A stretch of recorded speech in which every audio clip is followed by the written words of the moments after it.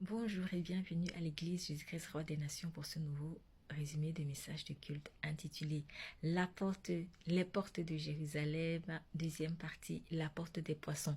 La semaine précédente, nous avons vu la porte des brebis. Nous poursuivons notre série aujourd'hui avec la porte des poissons.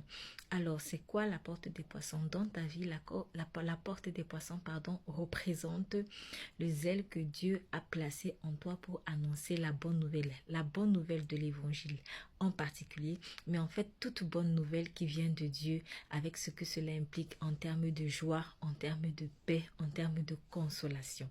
En fait, nous sommes des messagers et des messagères de bonnes nouvelles. Le problème est que lorsque ce zèle est souillé ou perverti, en fait, consciemment ou non, tu te transformes en agent des ténèbres. Au lieu d'être messager de paix, en fait, tu annonces le trouble, tu annonces le désordre, tu annonces même la rébellion. En fait, tu deviens un témoin bizarre. En fait, tu n'es pas vraiment témoin de Jésus-Christ, mais tu deviens, même malgré toi, un témoin du diable parce que c'est plus la parole du diable que tu annonces au lieu d'annoncer la parole de Dieu. Par exemple, je vais prendre un cas très très simple, mais ça peut être un peu plus complexe, mais je prendrai un cas très simple puisque c'est juste un résumé.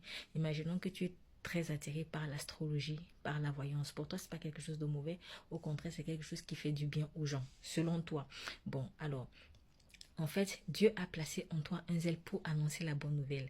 Comme tu n'es pas vraiment en alliance avec Jésus-Christ, eh bien, tu auras tendance à faire la promotion de l'astrologie autour de toi.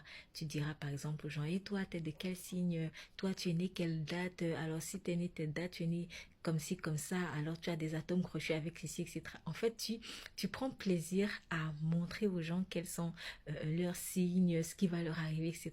Pour toi, c'est une bonne chose. En fait, c'est ce zèle que Dieu a établi en toi, a bâti en toi. Mais normalement, ce zèle a pour but d'annoncer la bonne nouvelle de Jésus-Christ. Mais comme tu n'es pas vraiment en alliance avec Jésus-Christ, eh bien, ça se transforme en un mauvais zèle. Je t'invite à écouter le message écrit dans son intégralité pour comprendre mieux ce que représente la porte des poissons dans ta vie, car il faut que tu connaisses les portes que Dieu a bâties dans ta vie pour pouvoir vraiment mieux les garder. Sois béni.